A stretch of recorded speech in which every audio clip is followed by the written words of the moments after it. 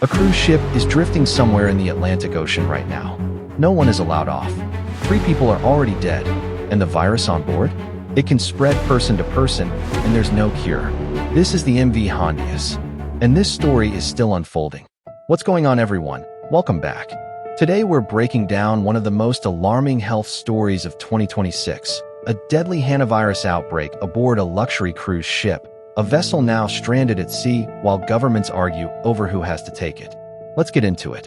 The ship is called the MV Hondius, a Dutch-flagged expedition cruise ship owned by a company called Oceanwide Expeditions.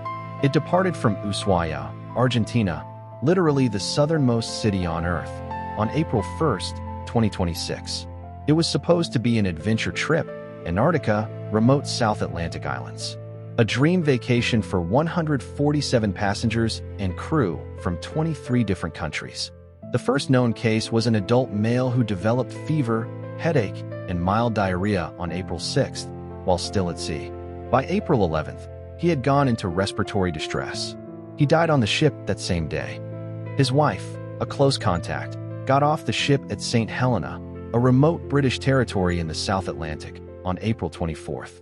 She deteriorated during a flight to Johannesburg, South Africa, and died upon arrival at the emergency department on April 26th. It was only then that the alarm bells truly started ringing. Before we go further, what even is hantavirus? Because most people have never heard of it, and that's actually part of why this is so alarming. Hantavirus is a rare but brutal disease. Early symptoms look like the flu, fever, fatigue, headaches, muscle aches, chills, nausea, dizziness. But in severe cases, it can rapidly escalate into respiratory distress or complete organ failure. Infection can result in a buildup of fluid in the lungs, hemorrhagic fever, or kidney failure. Hantavirus behind deadly cruise ship outbreaks / and the death rate. In the Americas, hantavirus carries a case fatality rate of up to 50%. Normally, you get it from rodents, their droppings, urine, or saliva. You're not supposed to catch it from another person. But the strain on this ship is different. The specific species confirmed is the Is virus, the only hantavirus known to spread between people. And that changes everything. As of now, 8 cases have been reported, including 3 deaths. 5 of the 8 have been laboratory confirmed as hantavirus. Passengers from 12 countries disembarked at St. Helena before the outbreak was even identified. Contact tracing is now happening across the globe. 5 U.S. states, California, Arizona, Texas, Georgia, and Virginia, are actively monitoring former passengers. A man in Switzerland tested positive after returning home from the cruise. His wife, who traveled with him, is self-isolating. Infected passengers are now hospitalized in South Africa, the Netherlands, Germany, St. Helena, and Switzerland. And the ship itself? Still floating, still at sea. Here's where it gets wild.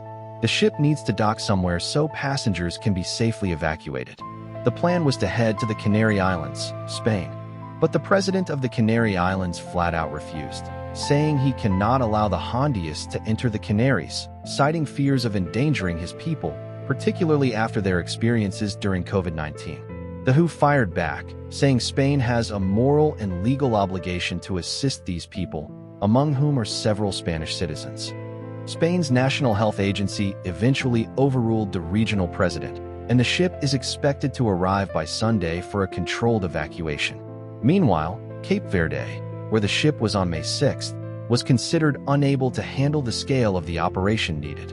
Nearly 150 people. Floating. Waiting. Investigators think they know the origin.